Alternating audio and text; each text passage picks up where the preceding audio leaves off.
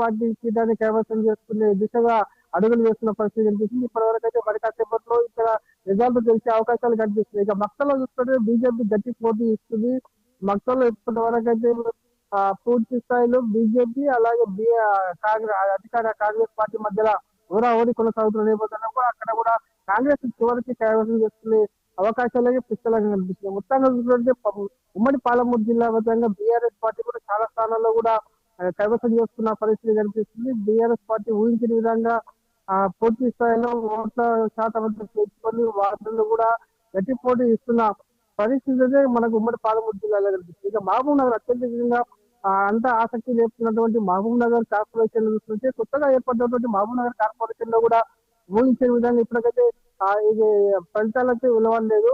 ఇది మధ్యాహ్నం లేదా సాయంత్రం వరకు కూడా ఫలితాలు వెలువడే అవకాశాలు కనిపిస్తుంది. 60 డివిజన్లు అత్యధికంగా 60 డివిజన్లు ఉన్న నేపథ్యంలో కూడా ఇక్కడ ఇప్పటికే 3 రౌండ్లలో ఫలితాలు లెక్కించే అవకాశాలు కనిపిస్తున్నాయి. ఇది ప్రధానంగా చూసుకున్నట్టయితే 15 టేబుల్ మొత్తం 30 టేబుల్లు వేసుకోవడం జరిగింది. దాదాపు ఒక్కొక్క వార్డుకు 3000 ఓట్ల వరకు ఉన్న నేపథ్యంలో ఒక్కొక్క 1000 ఓట్లు లెక్కించినప్పటికీ 3 రౌండ్లు అయ్యే అవకాశాలు కనిపిస్తున్నాయి. ఈ నేపథ్యంలో కూడా ఇప్పటి వరకు అయితే ఒక్క ఫలితం 60 డివిజన్లు మహబూబ్ నగర్ కార్పొరేషన్ 60 డివిజన్లు కానీ ఒక్క కార్పొరేషన్ సంబంధించి కూడా ఇప్పటి వరకు అయితే ఫలితాలు వెలువడలేదు.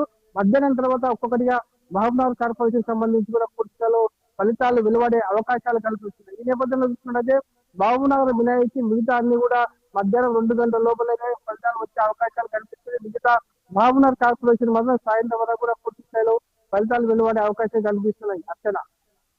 Right, thank you so much Nagendrachari.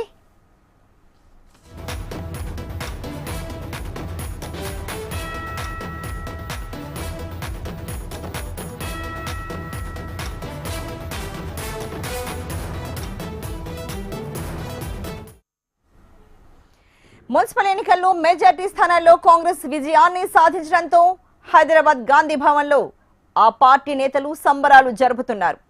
Congress senior నేత బీహెచ్ తో పాటు పలువురు కాంగ్రెస్ నేతలు కార్యకర్తలు పాల్గొన్నారు.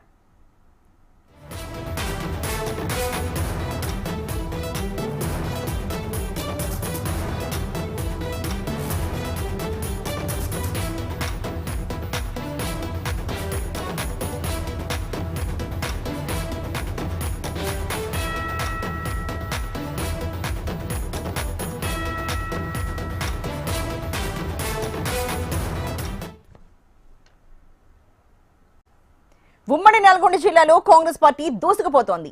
నల్గొండ జిల్లాలోని 6 మున్సిపాలిటీలకు ఒక కార్పొరేషన్ కు ఎన్నికలు జరగ్గా చిట్యాల, చండూరు, దేవరకొండ, నందికొండ, హాలియా మున్సిపాలిటీలను కాంగ్రెస్ పార్టీ కైవసం చేసుకుంది. సూర్యాపేట జిల్లాలో 5 మున్సిపాలిటీలకు ఎన్నికలు జరగ్గా హుజూర్ నగర్, నేరేడుచర్ల మున్సిపాలిటీలను కాంగ్రెస్ పార్టీ కైవసం చేసుకుంది. సూర్యాపేట మున్సిపాలిటీపై ఉత్కంఠ అయితే రేపింది. మరో గంటలో మిగిలిన మున్సిపాలిటీల ఫలితాలు